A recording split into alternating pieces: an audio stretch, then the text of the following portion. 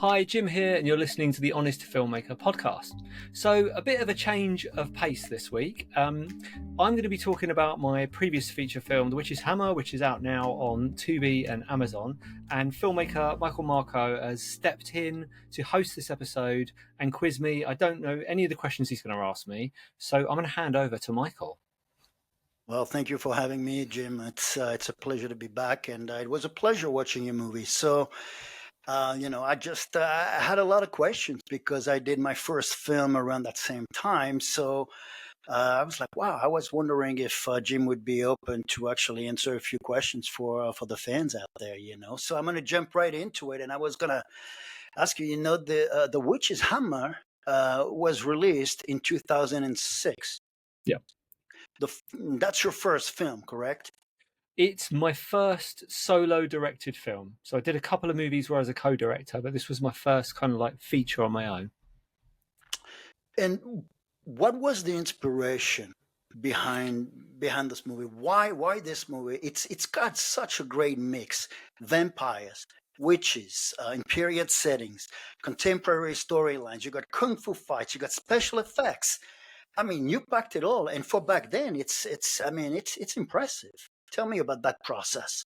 Yeah, I mean, looking back on that now, that is insane to do that on your first feature film, isn't it? To do period piece stuff, kung fu fights, vampires, special effects, martial arts and stuff. So maybe that was an error. I think at the time we were probably watching a lot of Buffy the Vampire Slayer, so that's where the vampire stuff came in. I think Lord of the Rings had come out, so I was a bit into those kind of quest movies. Because we actually started shooting it, I think, in 2003. So it was took a long time to put together because it was shot on 35mm. And in the awkward thing about that is, in the time that we shot it, movies like Underworld came out, for example. So when this came out, everyone thought I'd just kind of copied that and done a version of Underworld. So yeah, inspiration, love a vampire movie, love a quest movie, love a bit of magic, special effects, that kind of stuff. Yeah, like you mentioned, it's like usually people tell you on your first movie, get a bunch of kids, send them off into the woods, start killing them one at a time every 10 minutes, then wrap it up with a little Scooby-Doo ending. But you were like, well, no, I don't want to do that. So how hard was it to actually raise the money to do something like that? How did you go about it? So it was done with a mixture of my own money and some private investment. And we had a good relationship with a private investor who was up for putting some cash into the film.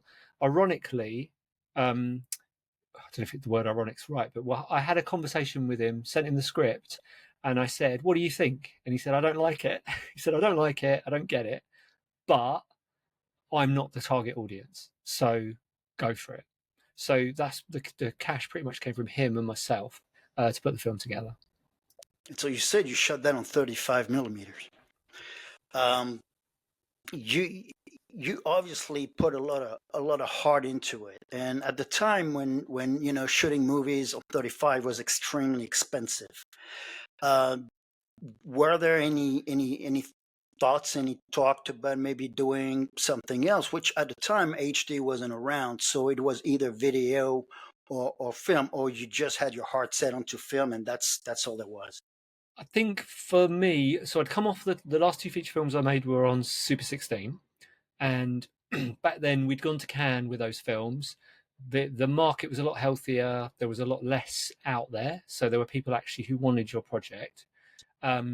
We'd done a film on Super 16 that had made a lot of money, not for us, incidentally, got screwed out of that.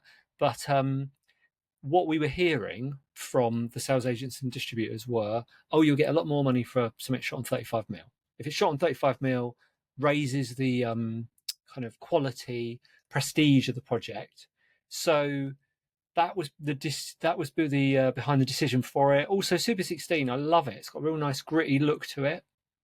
But I think for this project, I sort of wanted to raise the bar a little bit. I don't think I anticipated how much it would cost. Not just the stock, developing, the equipment, and the sort of constraints that puts on you as far as how heavy the equipment is, long setups take, how key the lighting, all that kind of stuff. So had I known that, I'm not sure what I would have done, because like you said, there was no HD video to shoot on, so I think I probably would have just done it anyway. Tell me about the genre. I mean, obviously, you're mixing all this different genre, but how long did it take you to write the first draft, and then for you to just realize, you know what? Yeah, I can make that into a feature because it's a chunk, you know. And how did you go about that? Did you get knocked down by people being like, man, you gotta go smaller for your first solo, movie? What happened there? I don't think I did because I think so. My wife produced the film, and this was the first one she'd produced with me. And I think I wrote an original script which we started to film, but because I had to keep raising money to pay for all this film stock, whether it was on credit cards or getting more investment money in, we'd shoot maybe for like a week, 2 weeks, then have a long period before shooting again. So the script did change and evolve over that period.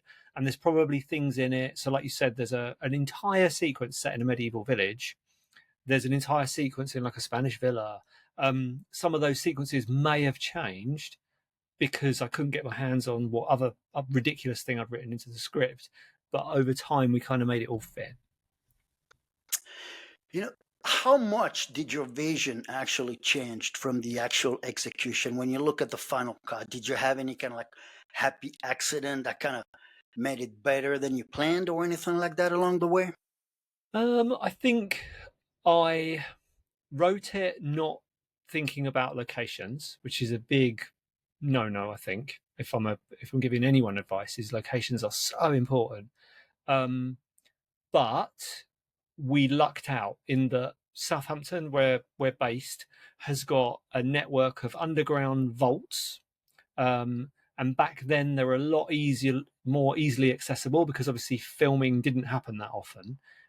So we got access to all of those, which meant those locations really, again, added to the budget. So I think I was when we screened the film, I think people were surprised not only with the quality of the image because it's 35 mil, but by the lots of different locations, and they were all big grand locations, these kind of caves or almost like castle locations that you wouldn't assume an indie film would get. Yeah, I mean, the location are fantastic. The castle, the cemetery in which you shot in also is beautiful cemetery. Almost like I've never seen a cemetery like that with so many trees. I mean, just gorgeous location, but the props as well. You got a Gatling gun in there that she's firing. I mean, how did you get all these props? I mean, you're firing weapons. I know that some of them might have been done, digitally, which, by the way, for a movie that was released in 2006, those special effects look great, man. I was like, wow, they're fun. It never stops. The fun keeps on going, and I mean, just the production value for first flick. I got to tell you, man, I was very impressed. Thank you. I loved it. So the special effects. Tell me about how you got the green light to do something. How did you find your visual artist? So the other thing I discovered shooting the film is how long special effects take when you're on a really low budget, because essentially the person who's putting those effects together is doing them in between much higher priority paid work. Um, so they do look good, the effects in the film, and I would say about half of them were done by a visual effects artist, and they took a long time because we were constantly waiting for shots to come through. The other half, I think I just taught myself how to do bits and bobs to kind of fill in and figure stuff out. Maybe it looks okay because it's on 35 mil, um, and maybe that adds something to the grain or something, makes us get away with a little bit more with the effects.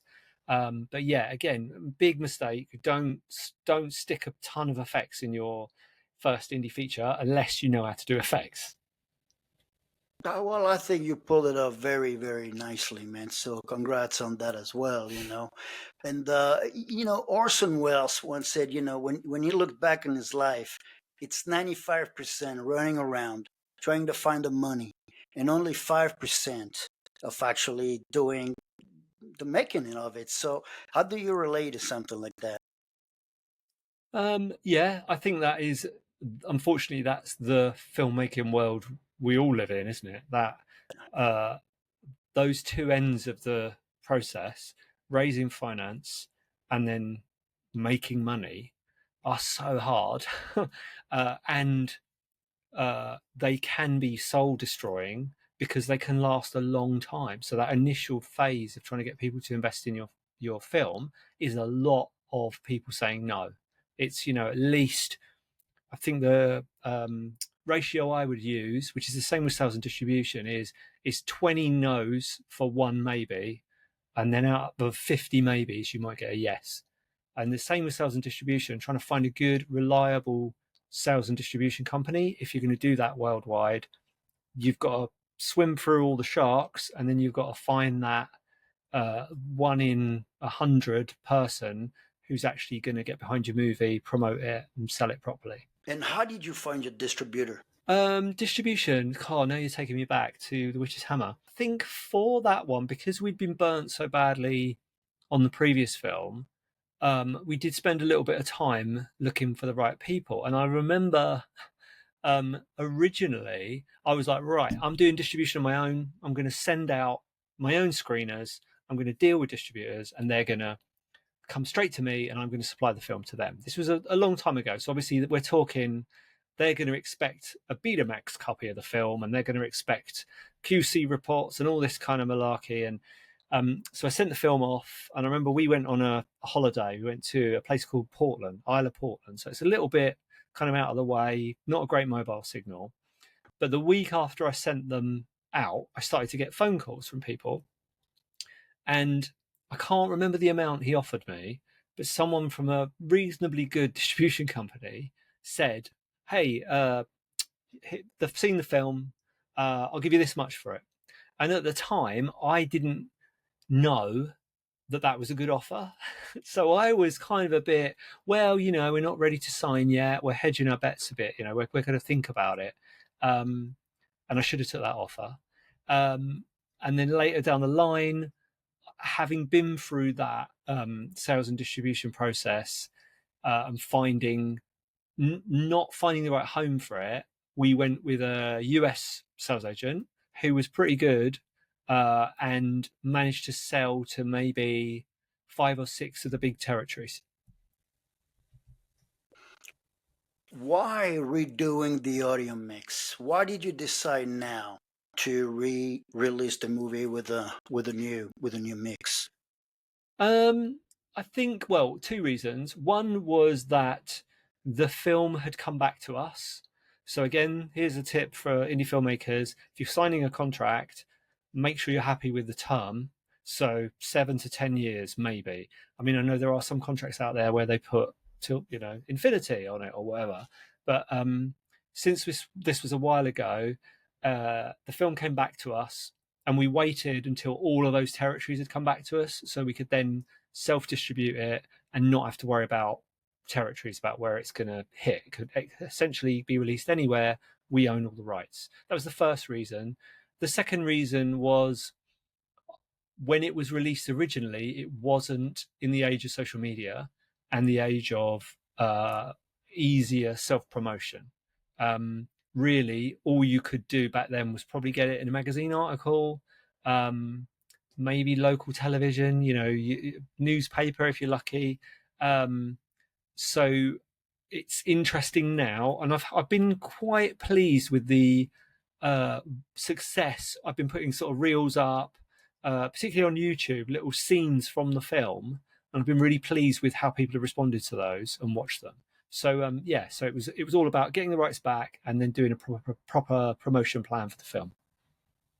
Did uh, did did this one actually help open doors for your next movies? Gosh, that's a good question. I think it helped um, us appear more legit because we'd shot a film on 35mm.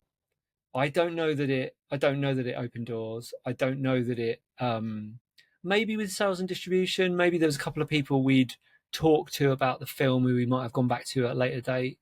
But yeah, I'm not sure. I don't know.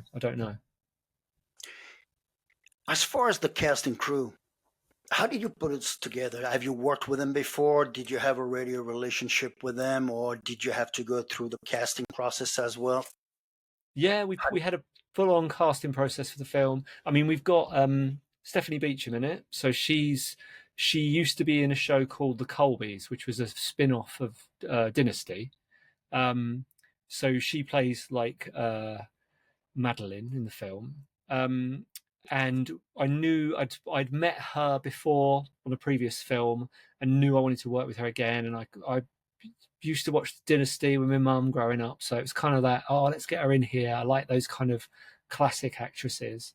Um, as for everyone Great. else, the guy who plays Edward, Jonathan Sidgwick, he was a friend. We'd worked with him on our last feature film. We knew we wanted to bring him over because as I'm sure you're aware, you work with people who are not only good actors but good, easy to get on with. That you know you're going to spend a month in the trenches with. So he was definitely that person. And then the lead actress Claudia, we put out a general audition, auditioned a ton of people, um, but she had the right mix of acting, but also the ability to learn the fighting stuff because I believe she'd done some dance, that kind of stuff. So her body was already conditioned to movement and being able to kind of learn that choreography. Yeah, Chris Tanaka, I believe, was your choreographer, That's right. Yeah. and you had a very interesting way to shoot some of those scenes. Usually, people kind of jump in; they want to do handheld close-ups, quick, fast. And you're like, no, man, I'm gonna let it breathe. I'm gonna pull back a little bit, and I'm gonna let the actors do their job. So tell me about that process because it's a little unusual.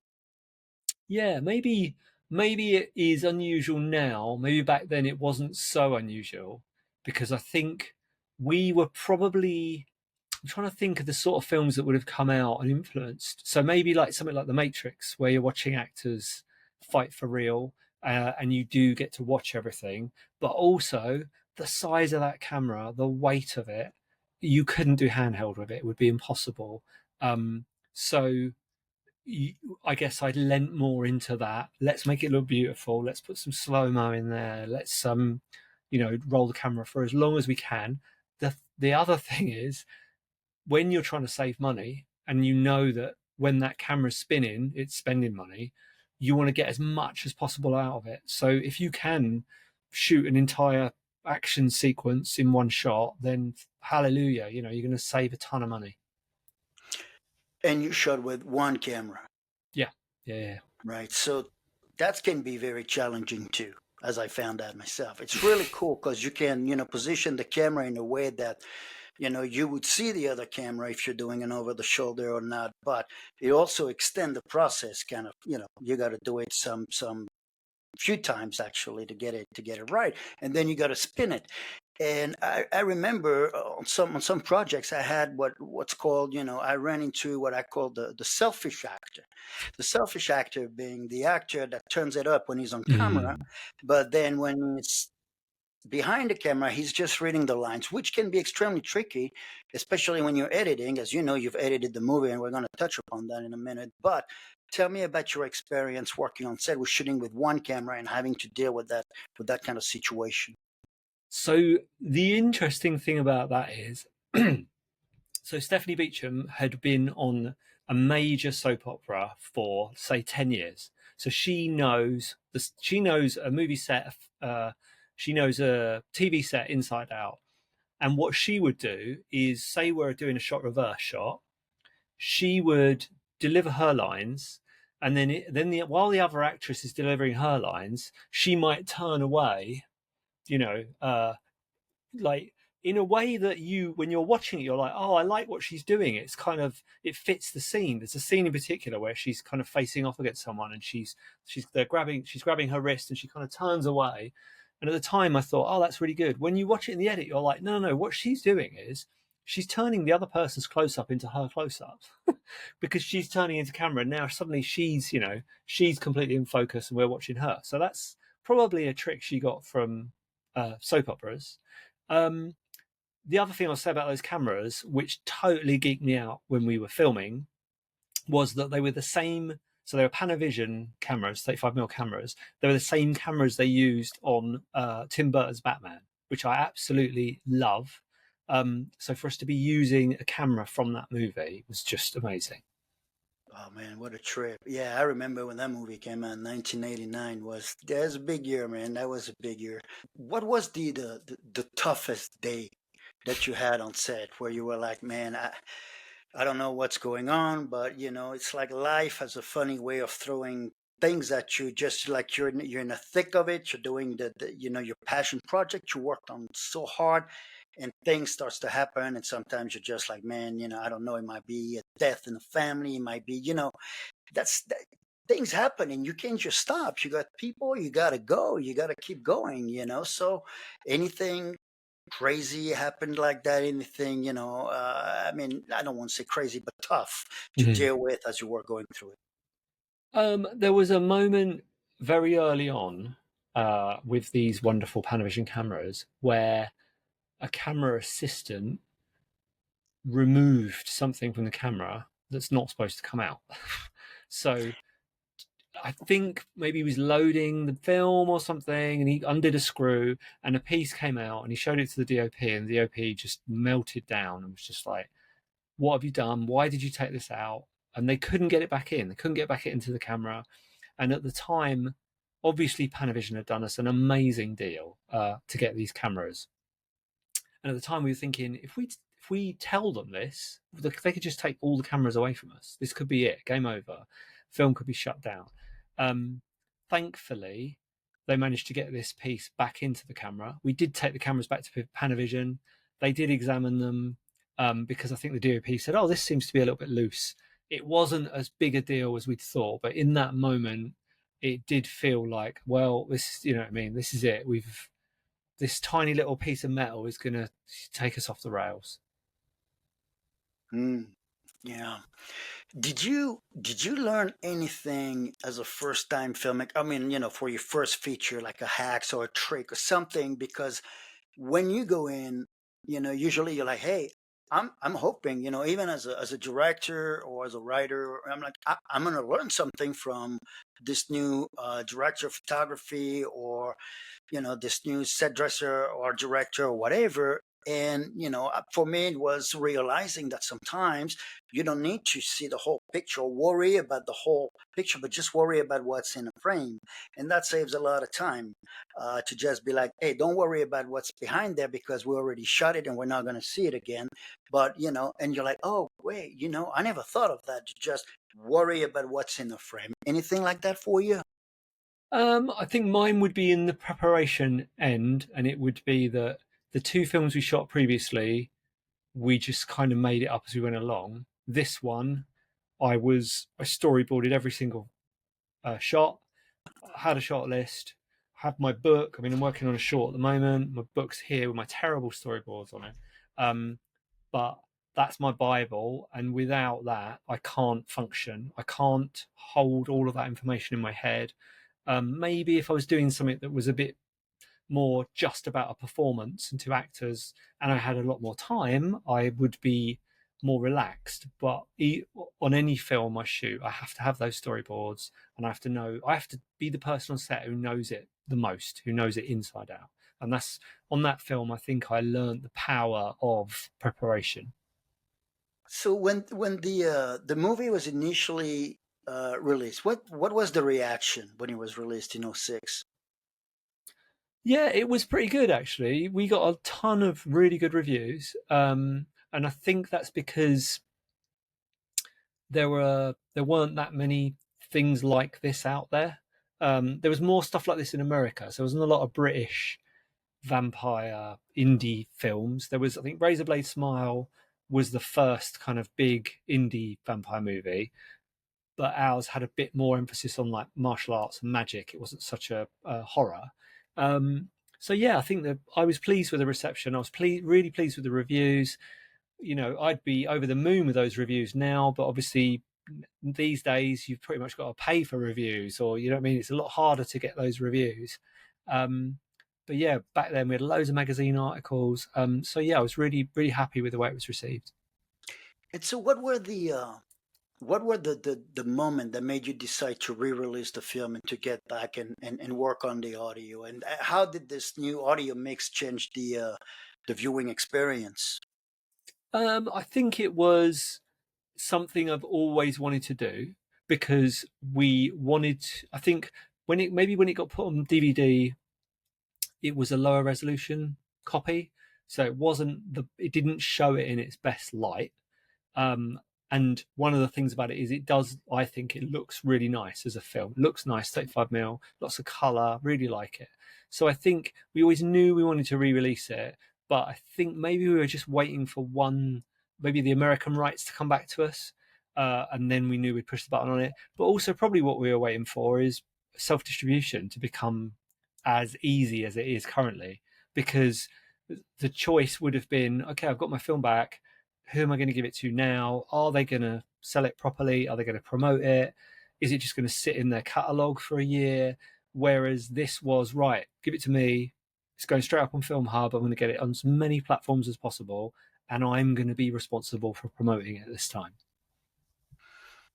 Yeah, it sure has changed. Yeah, I mean, the landscape of distribution is very different than what it used to be. Yeah, to quote the great Orson Welles again, he said there are three kinds of movies: the one you write, the one you shoot, and the one you cut. And how do you find that, especially when you're a writer, director, editor? How true is that? Oh yeah, I think you're constantly letting go of a version of the film in your head. So you write it, you've got a version, you start filming it, it's completely different. It's not necessarily worse, it's just very different to what was in your head. And when you're on set, you're shooting it, then you get into the edit suite and the things you'd remembered you'd shot on set are slightly different than you remembered, and you cut it together and it just becomes this other beautiful thing. But yeah, throughout those every process, and even when you get sound on it and music, each time it evolves and becomes this slightly different version of what you'd imagined originally. Yeah, when you're writing, you're directing, you're editing. In my case, for my movie, I was also in it. It's like every time I would go on a set, I'd be like, oh my God, what beast are we gonna have to fight today? And then you get your day in the can, and then you're like, okay, well, there's that one day is done, but then there's another 20, 22, 25, and you just look at it like a mountain, this giant mountain you got to climb, and the pressure. I mean, some people don't realize, but there's a lot of it on you. You're producing, you're writing, you're directing, you're editing, and it's like if this thing doesn't go, there's a lot on me. So how do you deal with that kind of? Do you just like black it out? How do you don't worry about it and roll the dice? What's your philosophy behind that? Um, I think I'm lucky in that because my wife produces, she probably takes on the majority of that worry. I think I'm That's important. in life as well. I think I'm more of a if if something goes horrifically wrong, I probably don't get as upset as I should. I think I just go, oh well, maybe is that a Buddhist way of looking at it? Oh well, when you think there's a beautiful vase, the vase is already broken to me because one day that vase is going to break. So I think with the film stuff, there is a lot of pressure. Once we start rolling, I think I forget about that pressure. The pressure is usually the night before the first Yeah, day of the shoot, yeah, yeah, and then once you're off, you're off. Just got to yeah. hold on. I mean, when you look back at almost 20 years now, how do you feel about the film today?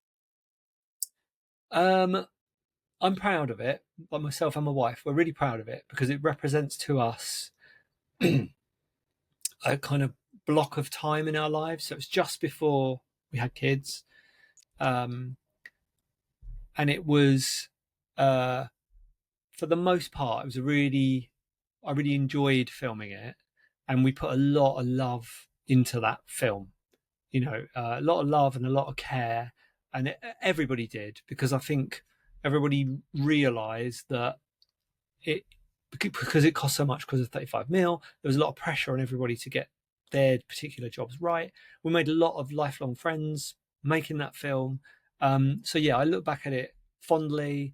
and I am proud of it. It's kind of like probably the only film, I'm trying to think of my other ones. Probably the only film I've made that ends on an upbeat note. So, so it's a Mhm. positive movie. You know, that's another thing going for it. So yeah, I've got fond memories of it, and I hope people give it a chance. I hope they watch it, just enjoy it. That they should. It's a great achievement that you guys did. So you should be proud for sure. Well, Jim, I mean, we talked about the cast, we talked about the crew, we talked about the writing, we talked about the producing, and we talked about the directing as well. Is there anything else you think you want to share with us? I think I'd just say if this has been of interest and you want to watch the film, then head over to Amazon, head over to Tubi, give it a watch, give us a review. Reviews matter for indie filmmakers; they really do. They help the algorithm spread the film further. But yeah, check the film out. Absolutely. Look at it. It's a wonderful ride. You won't be disappointed. It was a blast. I had a great time. Thanks for having me, Jim, and thank you for answering my questions. I appreciate it, man. Thank you very much. You're welcome. Thank you very much, Michael. Thanks a lot for listening to that episode. That was a bit strange for me answering questions, but I hope that was interesting. If you want to listen to another episode of the podcast, I'd suggest you listen to the one with me talking to Michael about his film. And he talks about the process of making it, and I do a deep dive into all of that. So I'll see you on the next one.